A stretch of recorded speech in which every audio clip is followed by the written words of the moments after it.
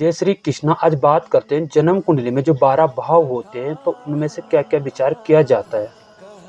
यह कुंडली का पहला भाव होता है जहाँ से शरीर का विचार किया जाता है और पर्सनैलिटी का विचार किया जाता है और रंग रूप का विचार किया जाता है। यह कुंडली का दूसरा भाव होता है जहाँ से धन का विचार किया जाता है और वाणी का विचार किया जाता है और कुटुंब का विचार किया जाता है। यह कुंडली का तीसरा भाव होता है जहाँ से छोटे भाई बहन का विचार किया जाता है और पराक्रम का विचार किया जाता है। ये कुंडली का चौथा भाव होता है जहाँ से जमीन का विचार किया जाता है और मकान का विचार किया जाता है और गाड़ी का विचार किया जाता है।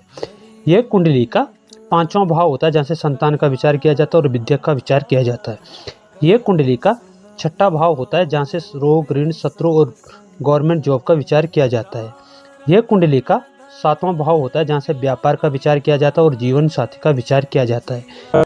यह कुंडली का आठवां भाव है जहाँ से इंसान की आयु का विचार किया जाता है और गुप्त विद्या का विचार किया जाता है।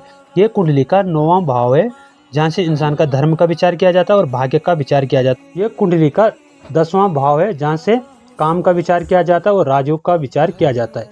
यह कुंडली का 11वां भाव है जहाँ से इनकम का विचार किया जाता है और बड़े भाई बहन का विचार किया जाता है। यह कुंडली का 12वां भाव है जहाँ से खर्चे का विचार किया जाता है, विदेश यात्रा का विचार किया जाता है।